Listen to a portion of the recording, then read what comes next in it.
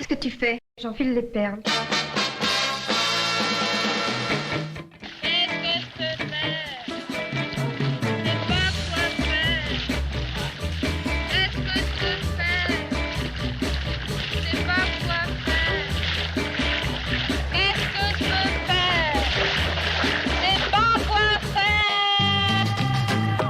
Problématique. Aujourd'hui, la femme, elle a envie, par exemple moi, la seule possibilité que j'aurais de pas être artiste, c'est d'être enceinte tous les 9 mois. Du premier qui voulut éclore, il sortit ceci. Oh, il était raté.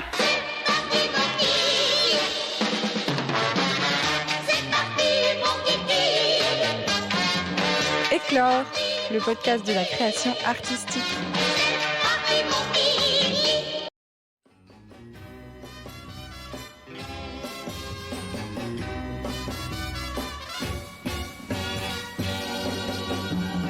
Bonjour à toutes et à tous. Une nouvelle façon d'écouter Éclore, ce podcast sur la création artistique. Puisque ce mois-ci, je n'ai pas pu tourner l'épisode prévu au mois de novembre dû au reconfinement. Mais ce n'est pas pour ça qu'il ne doit pas y avoir d'épisode. Alors j'ai pris des libertés, des chemins de traverse, pour vous parler un peu plus, mieux faire connaissance. J'ai eu simplement envie de partager des questionnements, des lectures, de réfléchir, mais pas toute seule. Pour ça, j'ai aussi invité des podcasteuses et youtubeuses en art. Des personnes qui se font le miroir sensible de ces sujets qui nous tiennent à cœur. Merci à Valentine de la chaîne Valoche, à Marie de la chaîne Plein Champ et Maureen du podcast Dessine-moi un corps d'avoir répondu oui à l'invitation. Qu'est-ce que la création artistique ? Quel est le sens du métier du spectacle en pleine pandémie ? Qu'est-ce qui nous manque dans la fermeture des établissements culturels ? Qu'est-ce qui existe quand ça n'existe plus ? Et qu'est-ce qui existera de ce qui n'a pas existé ?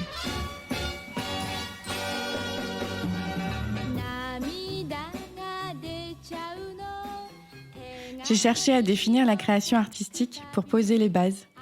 Et parce que j'adore les définitions, les racines, les origines. Et dans la création artistique, deux sources viennent l'alimenter. Tout d'abord la mimésis, et c'est Maureen du podcast Dessine-moi un corps qui va nous éclairer. La mimésis, c'est pour ainsi dire l'imitation de la nature, l'imitation de la réalité. La relation entre la mimésis et l'artiste a été étudiée par Socrate, puis explorée chez Platon et chez Aristote dans tout ce contexte culturel de l'Antiquité grecque. Et donc que ce soit en peinture, musique et littérature, bref, dans tous les domaines artistiques, les œuvres de culture naissent à partir d'un processus mimétique, par l'imitation de la nature. Donc pour le comprendre, il faut partir d'une définition claire et nette de la nature. Chez Aristote, le pouvoir inhérent à la nature, c'est de donner la vie.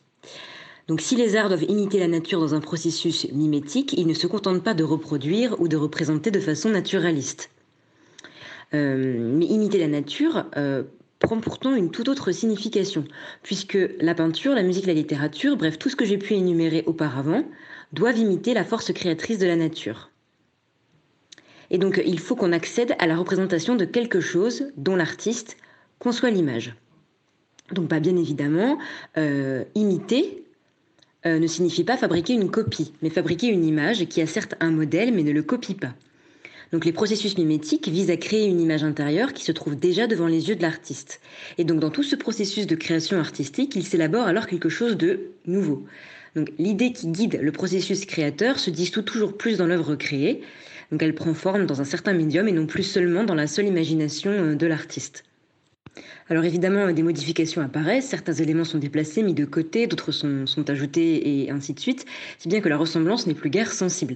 Et au centre même du processus artistique, il y a l'image, qu'elle se réfère à un modèle, ou bien par le simple processus artistique, elle a été transformée en une œuvre d'art. En tout cas, la création de l'image comprend donc la transformation de l'origine, du point de départ, de ce que l'on regarde au tout début. Donc dans une telle perspective, la création artistique naît de la rencontre, et j'insiste bien sur le mot rencontre, entre une œuvre et un spectateur. Le rapport de mimétisme se déplace, donc l'œuvre d'art ne se conçoit plus comme l'imitation d'un modèle, le processus d'imitation s'effectue cette fois-ci entre l'œuvre et le spectateur. Donc ça va prendre une importance fondamentale. Si on prend par exemple les peintres impressionnistes qui peignent des éléments d'après-nature, comme Claude Monet, ça va être ensuite parmi les premiers artistes qui vont vouloir déformer cette nature, donner un sens nouveau, une lumière nouvelle, des couleurs inhabituelles, si je puis dire. Donc créer sans le processus mimétique, cela semble difficile au premier abord, puisque la mimésis est une source d'inspiration de tous les jours. Donc cela peut devenir un point de départ créatif, mais ça peut changer. D'ailleurs, l'abstraction en est l'exemple parfait. Créer un corps à partir d'une idée, une image, et puis soudain, paf, ce n'est plus de la mimésis, puisque l'esprit créateur de l'artiste prend le dessus et quelque chose de totalement inédit va surgir. Là, je pense à l'exemple de Henry Moore avec ses sculptures de femmes. On voit très bien qu'il s'agit d'une femme, mais son corps est évidé, il y a des vides, il y a des pleins, et donc là, on s'éloigne totalement du processus mimétique de départ. Par contre, la photographie, selon moi, est peut-être l'art le plus mimétique qui soit. Et encore, je prends des guillemets quand je dis ça, car quand on prend une photo, ce que l'on prend existe déjà. Mais encore une fois, il y a une dichotomie, puisque la photographie, même si elle prend en photo quelque chose qui existe déjà, notre œil peut transformer le processus mimétique en un processus artistique. Et donc ainsi, l'œuvre photographiée prend une dimension tout autre. Et c'est aussi cela qui est génial en art, ce sont les multiples combinaisons que tout cela permet.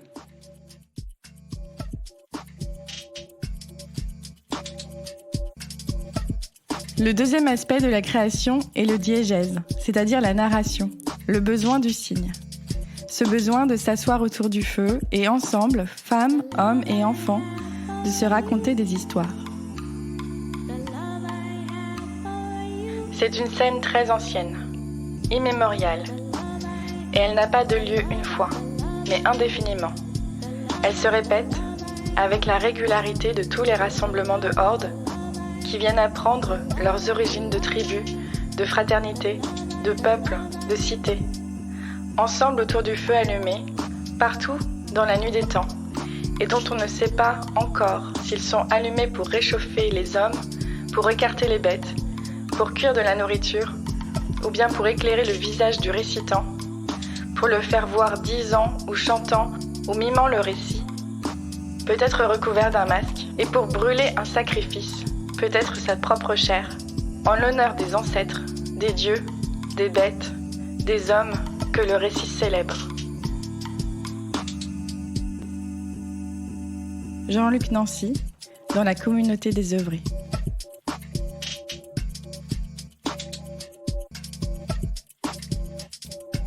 Alors, je t'ai fait une définition très scientifique, car j'aime beaucoup ça.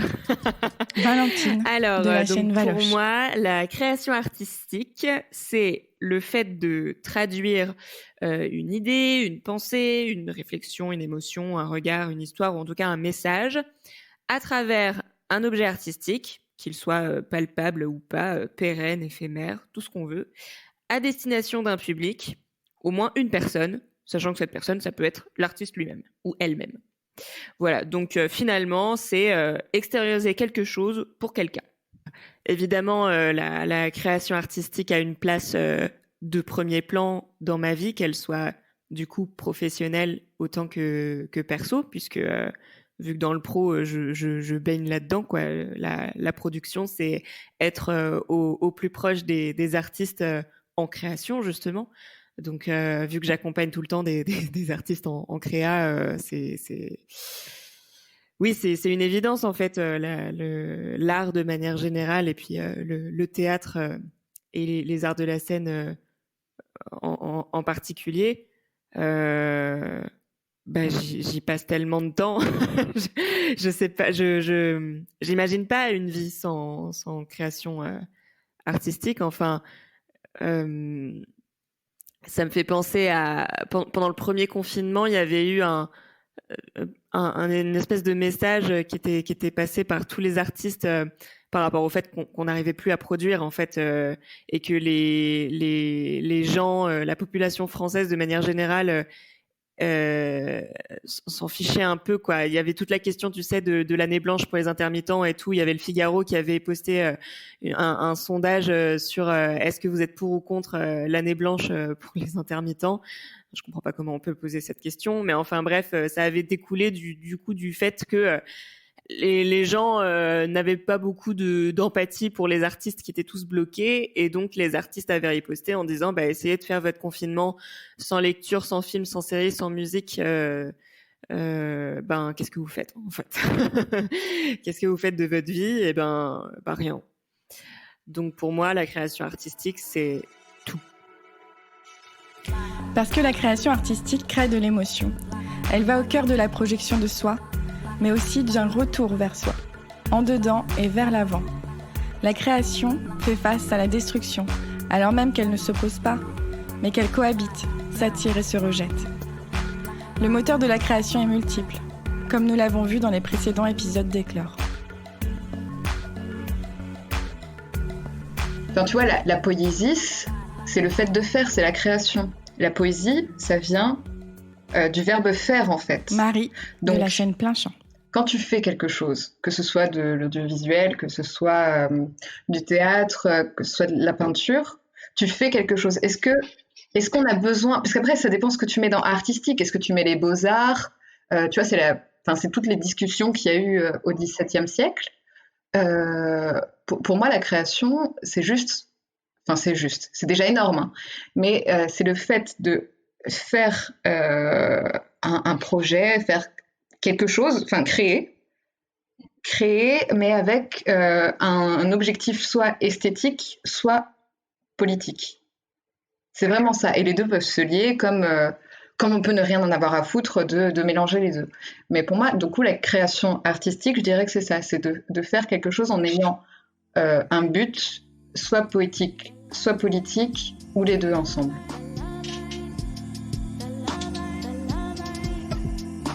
La création n'est pas la réponse à une demande de salut, mais au contraire, elle est une autre question posée par rapport à une réponse de salut que nous venons de revoir ou de donner et qui forcément, à long terme, n'est pas satisfaisante. On ne peut pas le supporter plus de 5 minutes, puisque nous faisons partie du monde. On ne peut pas créer un autre sans utiliser les mêmes éléments auxquels on veut échapper.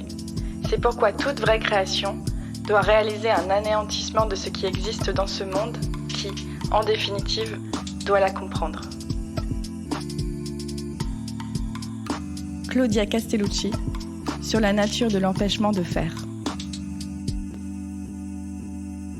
Mais revenons à la situation actuelle. De quoi sommes-nous privés en ce moment?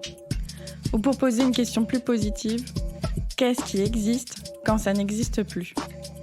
Si vous suivez Éclore depuis plusieurs épisodes, vous commencez à connaître mon goût pour les arts vivants, la scène, le théâtre, les concerts, les spectacles. Qu'en est-il alors du vivre ensemble, de la convivialité, de la relation aux autres, de la circulation des idées, du partage, du contact, du vivant?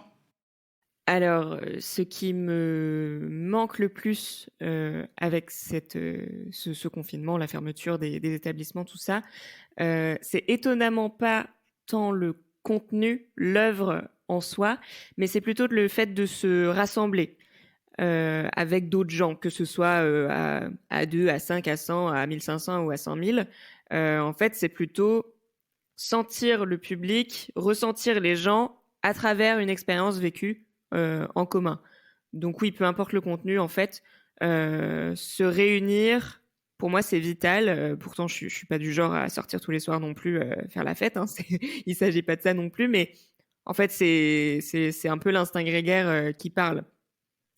Donc, c'est pour moi ce qui me manque le plus et là où ça me touche le plus, cette fermeture d'établissement. Ce qui fait qu'en ce moment, je suis... très heureuse d'être en création avec les artistes que j'accompagne, parce qu'on est en résidence, car fort heureusement, les artistes ont encore le droit de répéter pendant ce confinement. Et du coup, depuis fin septembre, je suis tous les jours avec une équipe artistique qui est au taquet et qui est motivée malgré le contexte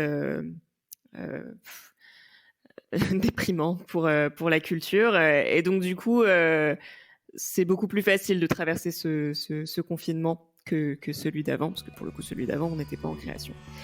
Donc voilà, ce qui me manque, c'est se rassembler.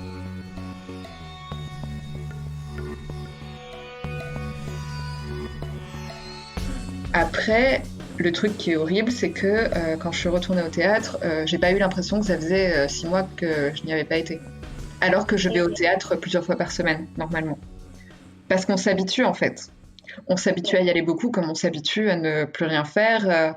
Et puis, on a tellement d'autres préoccupations que ça devient limite obsolète. Et c'est ça qui est dommage. Mais c'est vrai que la première fois que j'y suis retournée pour voir qui a tué mon père, la sensation d'applaudir et d'être heureuse d'être là, ouais, ça peut me manquer. Mais tout est tellement lourd en ce moment qu'en fait, quand on se rejoint tous ensemble dans un théâtre, c'est aussi pesant. Ça peut aussi être pesant. Parce que les gens ne viennent pas au théâtre sans leur vie personnelle. Et juste, tu le vois quand des spectateurs vont se mettre du gel hydroalcoolique, quand tu te pousses vite pour éviter quelqu'un qui va aux toilettes, enfin, j'en sais rien. C'est très particulier quand même. En soi, vu qu'on est privé de tout, parce que moi, je suis étudiante, donc je n'ai plus cours, je n'ai plus théâtre. Alors, en fait, tous les trucs qui m'animent, normalement, me sont enlevés. Et c'est pas... Je le vis pas mal, parce que je sais que ça va reprendre un jour. Et je sais qu'on sera heureux de se retrouver tous. C'est pas une course, en fait, la culture. Et je me suis rendu compte de ça grâce aux 2 confinements. Ce n'est pas une course à qui a le plus vu de spectacles, qui a lu le plus de livres. Il faut prendre dans la culture ce qui nous fait du bien, ce qui nous passionne et ce qui nous fait vibrer. Et donc, évidemment que ça me manque, mais en même temps, ça va. Ça va parce qu'on s'habitue. C'est triste, hein ?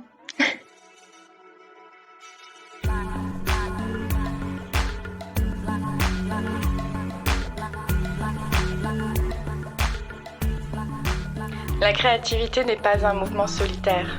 C'est là son pouvoir. Tout ce qu'elle touche, tous ceux qui l'entendent, la voient, la sentent, la connaissent, elle les nourrit. C'est pourquoi la créativité des autres nous inspire pour notre propre travail de création. Un seul acte de création peut alimenter un continent, faire surgir un torrent de la pierre. Clarissa Pinkola Estés, femme qui court avec les loups.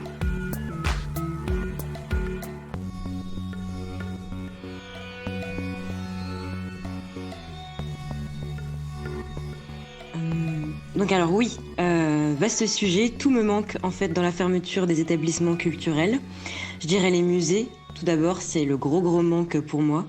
J'ai l'habitude d'y aller assez souvent, genre une fois par semaine, donc là c'est un gros sevrage pour ma part. Du podcast Les cinémas me manquent aussi beaucoup, alors bien sûr on peut pallier à ça via les plateformes en ligne, mais consommer de la culture chez soi revient à quelque chose en fait de plus simple je trouve que de se déplacer pour la culture. L'acte de se déplacer, il n'y a plus vraiment d'efforts à fournir et ça devient presque trop facile. Enfin, ça, c'est mon avis. Après, évidemment, je salue la diversité des programmes en ligne qui permettent l'accès à des expositions virtuelles. Je pense notamment à celle de Matisse à Beaubourg, qui a aussi des documentaires de qualité, à, par exemple, Arte, dont je me nourris extrêmement souvent. Enfin bref, cela permet aussi donc de toucher un plus large public. Donc il y a pas mal de points positifs tout de même, mais ça ne remplace pas le réel, on est bien d'accord là-dessus.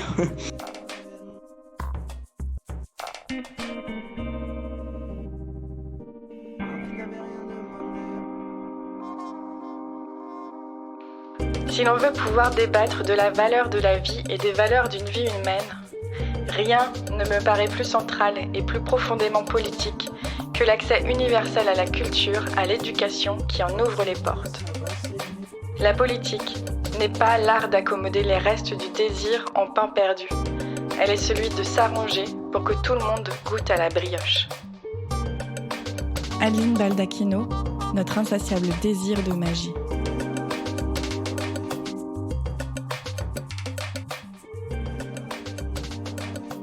Pour moi, le manque de culture sur une durée plus ou moins longue, que ce soit des semaines, des mois, comme nous sommes actuellement en train de l'expérimenter à petite échelle, ça ne peut rien apporter de bon.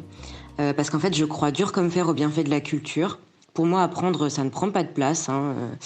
Et ça permet d'éviter bien des bêtises. Je dis bêtises entre guillemets, mais je pense à un mot plus fort. Et donc, si des mesures pouvaient être prises pour la réouverture des établissements culturels, ce serait formidable, parce que ça permettrait de sauver l'emploi de millions de personnes, dont le mien. Donc, ceci est un appel à l'aide, en fait, un réveil des consciences. La culture est indispensable de notre société pour que nous puissions vivre du mieux possible, quoi. Je vois beaucoup de festivals s'annuler ou être en visio, et c'est incroyablement triste, je trouve, pour les organisateurs, pour les invités qui travaillent des années dessus en amont. Donc voilà, je trouve qu'il faut positiver un maximum et se dire qu'un jour, ce gros nuage noir au-dessus de nos têtes va partir, en fait, tout simplement. Nous voyons des festivals fantômes comme au Théâtre National de Bretagne, des générales posthumes, comme pour la Nuit du Cirque, de nombreuses réflexions sur la vidéo comme substitution au spectacle vivant. Peut-on créer un spectacle sans penser au spectateur ? Même si les artistes continuent de créer, qu'est-ce qui existera de ce qui n'a pas existé ?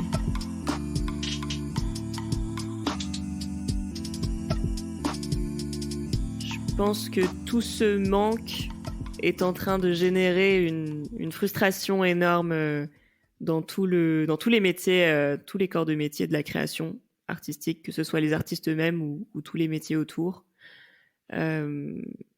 Et j'ai envie de dire quelque chose de positif quand même, et de me dire qu'au bout du compte, quand tout cela sera derrière nous, ça va exploser, quoi. Je pense que les gens vont avoir besoin de se réunir à fond le plus possible.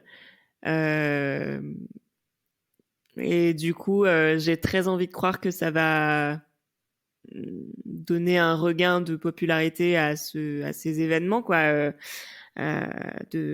plutôt dans le spectacle vivant, du coup. Voilà, d'avoir un public devant des artistes en live. Ouais, carrément. Pour le monde de la musique, c'est vraiment, vraiment encore plus dur, je pense. Justement pour ces concerts qui réunissent des milliers de personnes et qui sont bloqués du coup depuis le mois de mars. C'est économiquement vraiment très très compliqué pour eux. Et honnêtement, moi j'ai qu'une envie, c'est d'aller faire un énorme festival là maintenant tout de suite. C'est un gros festival de musique où on fait tous la fête. Ouais. Du coup, j'ose espérer que les gens que le public va avoir envie de retourner en salle en masse. Mais je pense que ça va être très très progressif. Les gens vont continuer d'être frileux pendant une période, et puis espérons-le que ça va être une période bénite par la suite, quoi.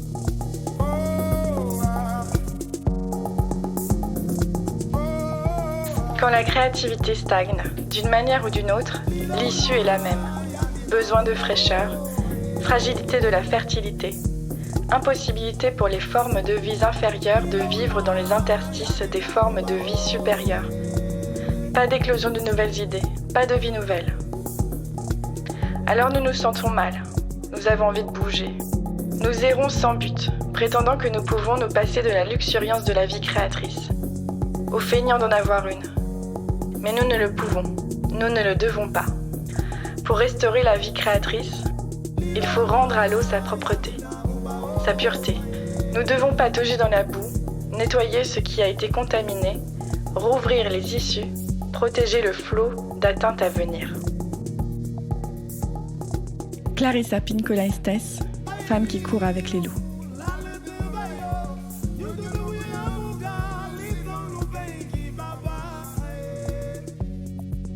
Mais après, tu vois, par exemple, par rapport au théâtre, donc, tu vois, par rapport à la Révolution française, il y a eu une vraie coupure, en fait, entre le théâtre d'avant-révolution et d'après-révolution, parce qu'on est changé d'un mode... Enfin, en fait, toute la société a changé, tu vois. On est passé de cette vision aristocratique du théâtre à un théâtre dit social. En passant par le drame bourgeois, tout ça, pour arriver jusqu'à André-Antoine et tout ça.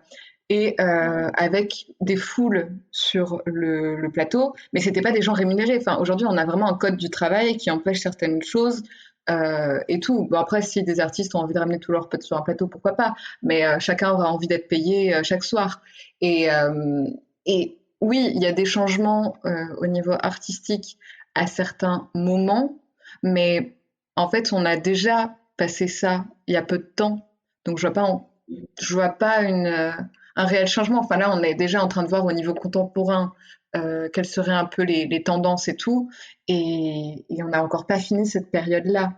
Et je pense pas qu'une crise sanitaire, tu vois, c'est comme la peste. Enfin, la peste a pas eu de changement, n'a pas créé de changement artistique.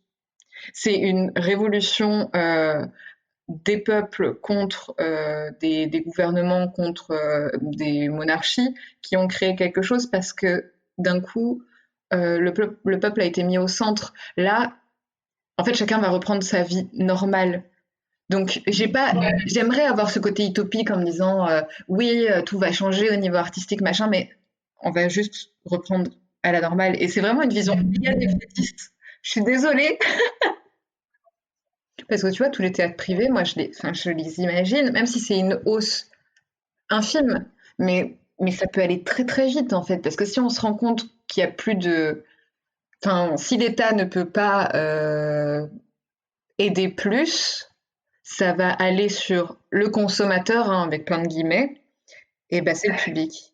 Et moi, j'avais une fille qui m'avait envoyé un message sur Instagram pour me dire oui, est-ce que tu sais comment je peux avoir une place à tarif réduit pour c'était quoi? C'était Maison Mère de Fia Ménard, parce que la place tarif jeune était à 25 € pour une performance d'1 heure. Et je lui ai dit, je suis désolée, moi je suis invitée, j'ai cette chance de ne pas payer pour aller au théâtre. Encore une fois, j'ai cette chance et du coup, je n'aide pas les artistes financièrement quand j'y vais, mais j'essaie de leur ramener du public. C'est le principe de ma chaîne. Mais ça me fait peur pour d'autres gens parce qu'on sait que les étudiants sont dans des situations précaires encore plus aujourd'hui parce que tous nos petits boulots se sont enfuis. Donc, qui va pouvoir aller au théâtre? C'est pour ça que tu vois l'initiative de l'Odéon qui rendait les théâtres gratuits pour les moins de 28 ans tous les jeudis pendant le couvre-feu. Ça, c'est génial. Et j'espère que le théâtre public continuera dans cette voie-là parce que de toute façon, s'il n'y a pas cette question de la demi-jauge ou de l'augmentation des places, il y a des personnes qui ne pourront plus aller au théâtre de toute façon. Donc c'est vraiment, je pense que au niveau artistique, les artistes qui sont ancrés, je parle pas des petites compagnies parce que je connais pas assez leur situation. Je connais surtout les gens qui sont subventionnés et qui sont déjà installés. Mais eux, ça va aller, ils vont décaler des dates, ils trouveront un truc, ils créeront. Il y aura toujours cette possibilité-là. Mais moi, je pense aux spectateurs et je pense vraiment que la question se fera vraiment sur le public. On est passé d'une économie de la rareté à une économie de la pléthore. Les temps à venir soulèvent cette question. La culture va être convalescente, économiquement. Le soutien de l'État va s'arrêter. Il s'agit de redémarrer lentement et de veiller à laisser des trous pour laisser la place à l'imprévu, à l'incertitude. Il serait raisonnable de se concentrer sur certaines propositions et de trouver de l'assistance ou de l'endurance, avoir de la suite dans les idées. Le problème de la répétition, c'est qu'elle finit par donner le sentiment qu'il n'existerait plus aucune rupture et que chaque jour efface le précédent. Il nous faut tracer des sillons thématiques qui nous permettent de reconquérir des formes d'attention que la situation actuelle nous vole. On est devenu monomaniaque. On ne peut plus se parler sans évoquer le Covid. La culture est ce qui nous permet de retrouver des horizons et d'avoir de la suite dans les idées.